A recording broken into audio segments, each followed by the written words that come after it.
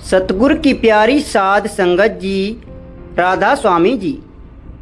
साध संगत जी, एक दिन श्री गुरु नानक देव जी सुल्तानपुर लोधी में पहुँचे। वहाँ पर एक पीर साईं अल्लाह दाता, जिसे खरबूजा साहब भी कहते थे, वे नदी के किनारे जहाँ आजकल गुरुद्वारा बेर साहिब स्थित है, वहाँ पर रहते थे। इस पीर का नाम खरबूजा शाह इसलिए पड़ा क्योंकि वे हर आने वाले फ़कीर को एक खरबूजा भेंट किया करता था। जब वह फ़कीर उसका दिया हुआ खरबूजा खा लेता था तो वह पीर उससे बोलता, लाओ मेरा खरबूजा मुझे वापस दो, मैंने खरबूजा खा लिया है। अब मैं खाया हुआ खरबूजा कैसे वापस कर सकता हूँ? अगर मेरे खरबूजा वापस नहीं कर सकते हो तो मेरे सामने नतमस्तक हो जाओ। इस तरह वे लोगों को अपने सामने झुकाने पर मजबूर कर लेता था। एक दिन श्री गुरु नानक देव जी भी खरबूजा शाह के पास आकर बैठ गया। खरबूजा शाह ने गुरु जी को एक खरबूजा भेंट किया। गुरु जी ने खरबूजा ले लिया और उसे टुकड़ों में काट दिया और उसे टुकड़ों में कर दिया।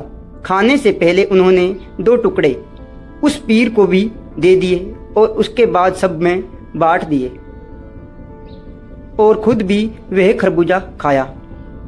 जब सारा खरबूजा खत्म हो गया तो पीर ने गुरुजी से कहा, मेरा खरबूजा मुझे वापस करो।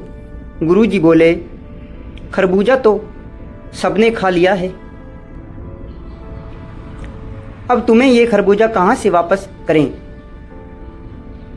अगर मेरा खरबूजा वापस नहीं कर सकते तो मेरे पैरों में पड़ जाओ। जब गुरु नानक देव जी ने पीर की यह बात सुनी तो उन्हें ज्ञात हुआ कि पीर में तो अहंकार भरा हुआ है। उन्होंने पीर को कहा, पहले जो तुमने 2 टुकड़े खाए हैं वह वापस कर दो तो मैं तुम्हें अपने गुरु मान लूँगा और बाकी का खरबूजा भी वापस कर दूंगा। यह बात सुनकर पीर को बहुत गुस्सा आया क्योंकि ऐसा सवाल पहले किसी ने भी नहीं किया था। गुरुजी ने पीर से कहा, पहले नदी में नहाकर अपना मन निर्मल करो, उसके बाद तुम्हारा खरबूजा साबित कर दूंगा। पीर गुरुजी की बात सुनकर बोई नदी में डुबकी लगाने चला गया। जब उसने पानी में डुबकी लगाई तो उसे नदी खरबूजों से भरी हुई नजर आई। ये कोतक देखकर वे बाहर आया और गुरुजी के पास जाकर बोला, इसमें तो मेरा खरबूजा नहीं है। गुरुजी बोले, जाकर दोबारा देखो, तुम्हारा खरबूजा वहीं पर है। खरबूजा शाह वापस जाकर नदी में से 2 टुकड़े कम वाला खरबूजा उठाकर गुरुजी के पास ले आया और बोला, इसमें 2 फाड़ियाँ कम हैं। गुरुजी बोले, जो संगत ने और मैंने खाया था वे हमने पूरा कर दिया है, बाकी 2 फाड़ियाँ जो तुमने खाई थी वे तुम पूरी कर दो। यह देखकर खरबूजा शाह अपने आसन छोड़कर उठ गया और गुरुजी के चरणों में गिर पड़ा और बोला, मैंने अंत पा लिया है। गुरुजी, मैं अपनी भूल के लिए क्षमा मांगता हूँ, मुझे माफ़ कर दीजिए। वह गुरुजी का श्रद्धालु बन गया।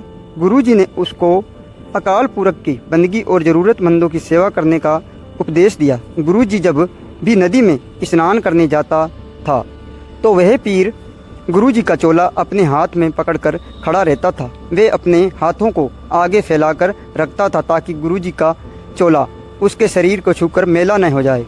खरबूजा शाह श्री गुरु नानक देव जी का इतना श्रद्धालु हो गया था कि एक दिन उसने गुरुजी से कहा, मुझ में अब मेहमान की सेवा करने की हिम्मत नहीं रही, मेरा घर अब आपका हुआ गुरुजी। गुरुजी ने कहा, ना मेरा ना तुम्हारा घर, सारे घर बेघेरों के हैं।